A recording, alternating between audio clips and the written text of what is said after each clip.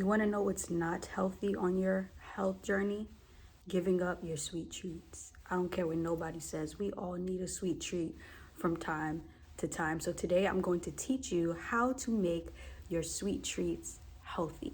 My name is Kira. I am a holistic wellness and food leader. If you're new here, go ahead, like and subscribe.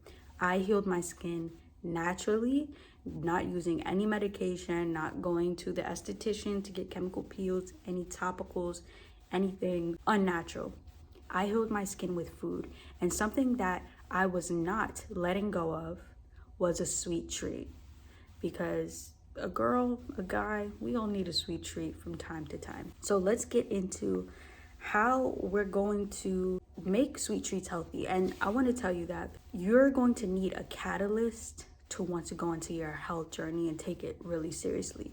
For me, I wanted to heal my skin because I wanted to show up on camera for you guys. I wanted to be an example of everything that I was learning about health and be able to show up confidently. And I couldn't do that with my skin looking the way it did, because how are you going to take me seriously if I'm telling you about health with me having a disease on my face?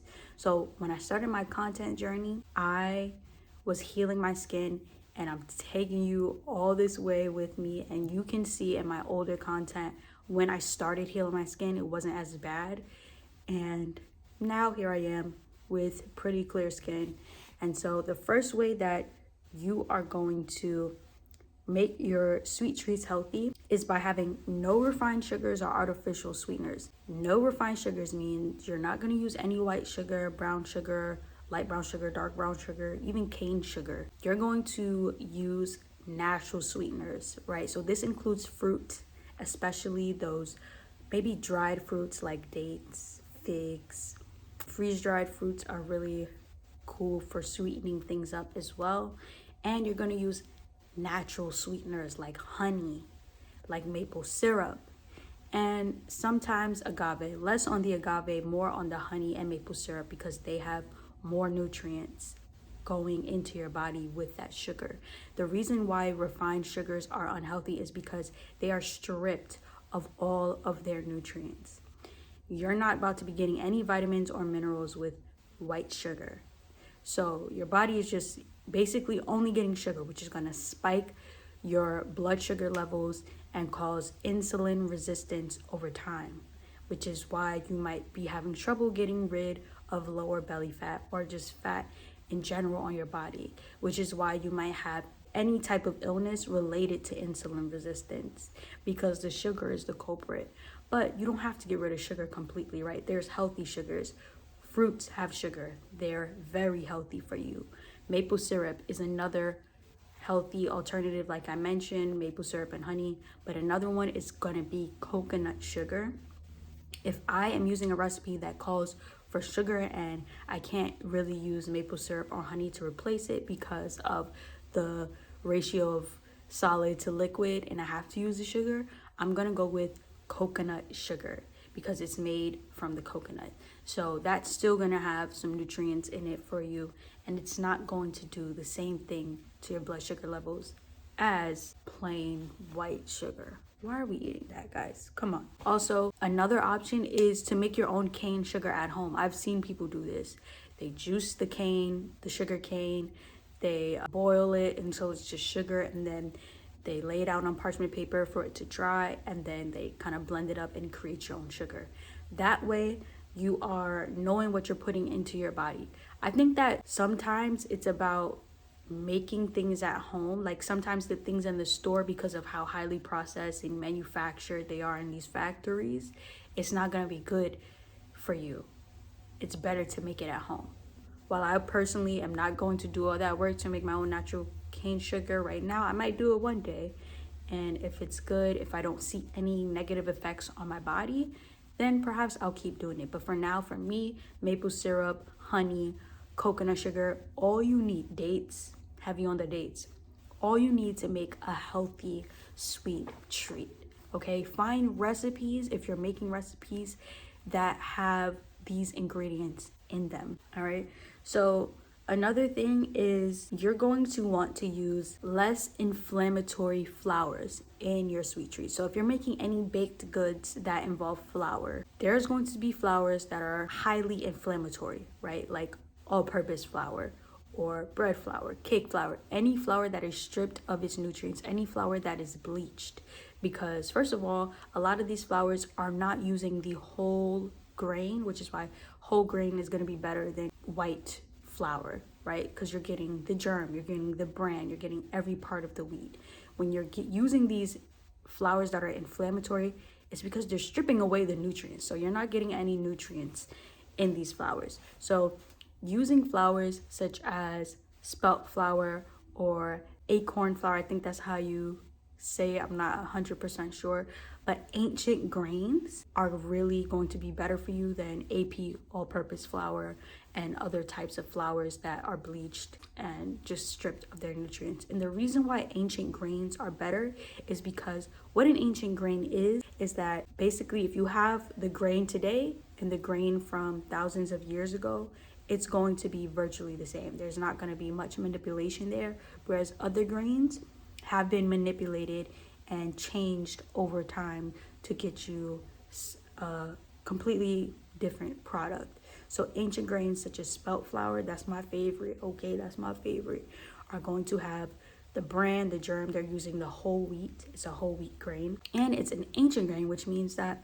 if I had spelt flour today and spelt flour from thousands of years ago, it's going to be pretty similar in nutrients, components. Well, maybe I don't know about nutrients because the soil today is just kind of crazy, but it's going to be pretty similar. And there's also other flours that you can use, right? It's 2026, y'all. We do not have to be using white flour. There's flour that you can make from lentils, from chickpeas, from really lots of legumes. You can even just make legume-based desserts without even having the flour. There's quinoa flour, there's cassava flour, a lot of kind of gluten-free flours, not the gluten-free blend of flours that have like sorghum and rice flours and stuff, not the blend like that, like a King Arthur. No, I'm not talking about those type of gluten-free flours. I'm talking about a singular flour that just happens to be gluten-free because it's made from something that does not have gluten and it's blended. An example would be cassava flour. Another one would be buckwheat flour. Another one would be teff flour. Another one would be amaranth flour. Another one, big one, oat flour, even almond flour. Okay, so you're gonna make sure that you're getting these flours, which is basically just single ingredients blended up to make a flour. How easy is that? Find recipes that use these flours so that it can come out good and taste good, and experiment yourself, because a lot of these flours taste really good. They're a really good alternative to these bleached and white flours, and they're gonna make your body feel good. And on top of that, you're getting mad nutrients. So one, for me, amaranth flour and teff flour, they're both really rich in iron, right? So if I'm making a set of cookies with amaranth or teff flour and I'm eating them, I'm getting so much nutrients from these cookies. And like we mentioned from the last point, also, I'm not using any refined sugars. So I'm having a sweet treat that's healthy. The texture is good. Like, you wouldn't even know that this is a healthy sweet treat. That's the whole point. I'm tired of people not eating healthy. Really, it's a lack of knowledge, right? Because if you knew, hopefully you would do it. And go ahead and try these things out. I have a few recipes on my channel where I'm making gluten-free teff blueberry muffins, or I'm making tahini cookies with amaranth flour or spelt flour. So I will link some of those recipe videos below for you so that you can check them out and make them, see how delicious they are, right? Because it's so good. And there's also kamut flour, okay? So nut and seed flours, ancient grain flours like spelt and kamut flour, they're going to be really good. And if you do want a gluten-free blend, like maybe you want to make a cake or something, and so you need an anti-inflammatory flour, you don't want to use spelt flour or anything, maybe you are gluten-free, you can make your own blend of flours together that is going to give you a really good gluten-free flour mix with things that are less inflammatory, don't have any gums in them like xanthan gum. Just look up a recipe, healthy gluten-free flour blend recipe. All right, So a lot of healthy sweet treats are going to be made at home, which leads us to another point, that you're going to have to make your own at home a lot of the time, because these restaurants, these bakeries with these sweet treats, even vegan bakeries, they're gonna use a bunch of sugar, a bunch of fillers, a bunch of gums and things in them that you don't want in your body. So it kind of defeats the purpose of having a healthy sweet treat, and like thinking that it's vegan and it's healthy for you, but it's really not. So you're gonna have to be making a lot of these things at home, which is cool, right? Like, go ahead and make your sweet treat. It doesn't take long either. There's like, I can make cookies in 30 minutes, maybe less. Like, I could probably make cookies in 22 minutes. It takes 10 minutes or less to mix the dough together, and then 12 minutes for it to bake. Like, I can make me some cookies real quick, okay, if I need a sweet treat. Not only that, back to the fruit thing, dates are a fruit. So if you use dates and put almond butter, peanut butter, some sea salt on top, that is like a really good sweet treat. I know people also do like dates with butter or ghee in them. I'm dairy free, so I don't do that, but I'm sure like things like that are really tasty, and if they're offering you nutrients, if it feels good for your body, if it does good things for your body, go ahead and do that. Now, if you don't want to make these sweet treats at home, you can probably request from a bakery that they use certain flours for you. You could do like a custom order, and certain sugars. Also, go ahead and find local restaurants that use honey to sweeten their desserts, that use dates to sweeten their desserts, right? There's local healthy restaurants around you, because again, it's 2026. There's so many people, and if you're watching this after 2026, there's going to be so many more options for you, because people are more health conscious these days. They're making an effort, and a lot of restaurants, especially if it's, Mediterranean based, they're going to use things like dates and honey and olive oil and really delicious, nutrient dense, rich foods in their sweet treats. So go ahead and find a local restaurant that has these healthy sweet treats, because they're out there. If they're not near you, sorry, go ahead and make it at home. But not only that, if you go to Whole Foods or some type of grocery store, they're going to have a lot of options. Yes, these options are going to be processed because they're going to be made in a factory, right? Sometimes you got to do what you got to do. If those ingredients don't have anything bad in it and it's processed, and like you could make that at home. If you can make it at home, but it's made in a factory and it has good ingredients, it's gonna be okay. As long as you are able to recreate it at home pretty similarly and it has great ingredients. We went over a couple criteria, right? No refined sugars, healthy flours or ingredients, no gums. Then go ahead and buy it and eat it on occasion, right? So there's going to be options outside of the house, but honestly, making it inside of the house, if you have to prep it and freeze it and then unfreeze it whenever you want it, okay? If you got to make a baking day for yourself where it's like, okay, this week I'm making a cake for my sweet treat for the week, and you have a cake that you just eat on all week, you can do that too. Or you can go the simple route, get a banana and some peanut butter, get some strawberries and some healthy chocolate spread, get you some dates with the almond butter and the salt. Like, there's quick and easy ways that you can make healthy sweet treats, okay? Another way that you're going to make a healthy sweet snack, how to make your sweet treat healthy, is to avoid yeast. In bakeries, you're gonna find a lot of things that have yeast. Why? Because aesthetics, because the way that it looks, the way that it tastes, the way that pastry chefs are trained to make certain things, like they're gonna use yeast in it. The reason why I personally like to avoid yeast is because of the way that it's made. Like, it's made in a factory a lot of the time, and it's fed all these nasty sugars, and then yeast is a bacteria, right? So it's feeding off of these sugars, and then you're putting that in something. So it's like an organism that's living, that diet is sugar, and then you have to put it in something, and it's going to continue feeding off of sugar. And you want to avoid that, because your body has a delicate balance of good bacteria and bad bacteria, right? So you're putting yeast into your body, that can cause more yeast in your body, that can cause more bad bacteria in your body, and then all of a sudden you have candida overgrowth, you have yeast overgrowth in your body, and you're wondering, why is this happening? Why do I have eczema? Why is my skin breaking out? Why do I feel itchy? Why do I this and that? Like, why are things weird down there? because you're probably consuming a lot of yeast. And then on top of that, you're consuming sugar. So the yeast is feeding on the sugar, and then it's actually growing in bad bacteria in your body. Like, no, we do not want that. So avoid yeast, okay? Now, personally, and I talk about this too in other videos, there's a loophole in combating any negative effects of food on your body. You have to be in a very high vibrational state. Like, you have to be in a very high vibrational state.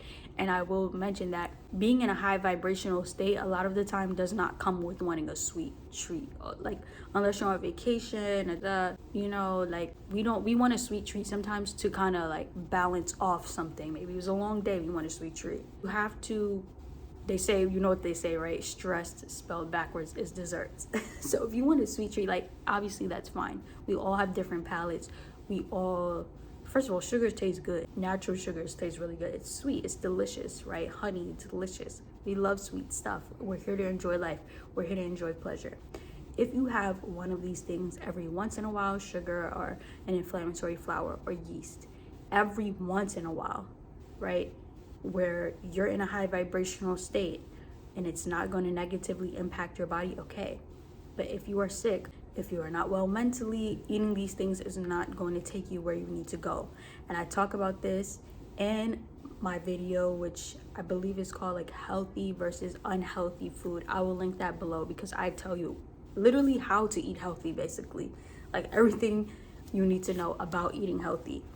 And you don't want yeast that is mass produced and in sugary solutions. That's just going to cause inflammation and overgrowth of bacteria in your body. Last point is that you're going to want to reframe what desserts or sweets look like for you, okay? Food can transform. We have been taught how to make certain things in a very specific way that you have to kind of reframe your thought around, right? An example of this, pancakes. When you think of how would you make some pancakes, what do you think? You might think I would just go to the store, buy a pancake mix, add some water, and make a pancake like that, right? No.